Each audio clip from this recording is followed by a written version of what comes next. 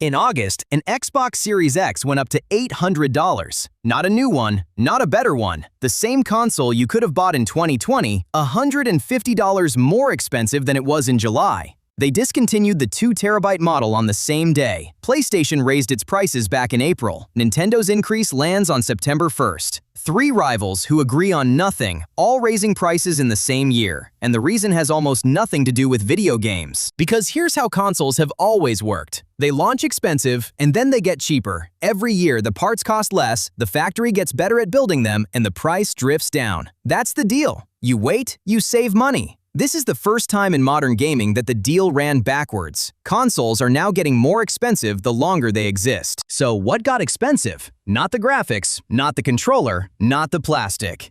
Memory. The RAM your console thinks with and the storage it keeps your games on. That's the part that broke, and it didn't creep up. In the first 3 months of this year, memory contract prices went up 93 to 98%.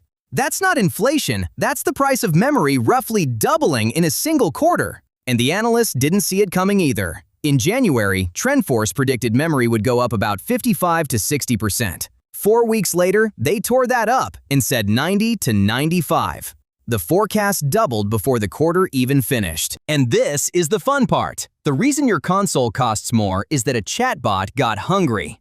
Every AI data center being built right now runs on the same memory chips your console does. Same factories, same production lines. And when a data center wants 40,000 of them, and you want one, the memory makers know exactly who to call back. They're prioritizing the server customers. You're not being outbid by other gamers. You're being outbid by robots.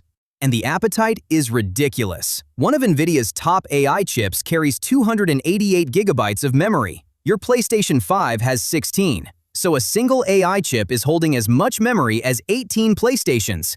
And they get installed 72 to a rack in buildings full of racks, which is how data centers ended up on track to take up to 70% of the world's high-end memory this year. 4 years ago, it was more like 20 or 30. Here's the damage. Xbox Series X, $649 to $799. Series S, $399 to $499. PlayStation 5 went up in April, the disc model to $649, the Pro to $899, and the Switch 2 goes up on September 1st to $499, which means the cheapest Xbox you can buy today costs what the most powerful Xbox cost when it launched in 2020. Now, normally, this is where a company blames market conditions and hopes you stop asking.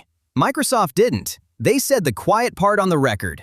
Console memory and storage costs have gone up more than 2.5 times. And they expect them to double again by the end of 2027. That's the platform holder telling you in advance that this isn't over. And they're not alone.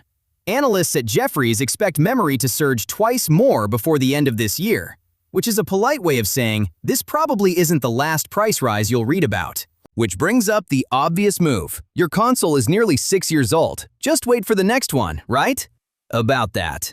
The PlayStation 6 and the next Xbox were both aiming at 2027. Then Microsoft said its next generation isn't expected before the autumn of 2028 at the very earliest. And in February, Bloomberg reported that Sony is considering pushing the PS6 all the way to 2028 or 2029. The reason? The same memory shortage. So the thing making your console expensive is also the thing delaying its replacement. One more thing landed this summer. On July 1st, Sony announced that from January 2028, it will stop making physical discs for new PlayStation games entirely. Not a rumor, their own announcement. And honestly, the number behind it explains everything. About 85% of PlayStation game sales are already digital. Most people voted for this without noticing. And once the disc is gone, something else goes with it. You stop buying games and start licensing them. That sounds like a technicality, until it isn't. In 2024, Ubisoft shut down the servers for The Crew, a racing game people had paid full price for. It got delisted. Then players reported it disappearing out of their libraries completely. No disc to fall back on, no refund. Which is why more than 1 million people have now signed a petition called Stop Killing Games, arguing that if you paid for something, it shouldn't be able to evaporate. Now, here's the bit nobody tells you, and it's my favorite fact in this whole story. Look at what happened to game prices. $60 was the standard for about 15 years. Then it went to $70 in 2020. And now, publishers are pushing for $80 5 years later. Except 62% of committed gamers say they simply won't buy at full price anymore. And it works. Microsoft announced The Outer Worlds 2 at $80. The internet made a noise, and the price quietly went back to $70. Memory shortages you can't argue with. Pricing, apparently, you can. So put it together. Memory is the most fought-over material in tech. AI is winning. Consoles got more expensive, the next generation slipped, and the discs are on their way out.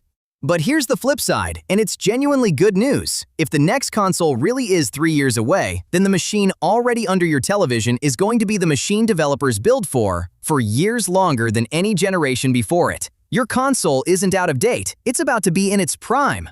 Analysts think memory normalizes around 2028. Until then, the robot's hungry, and you've already got yours.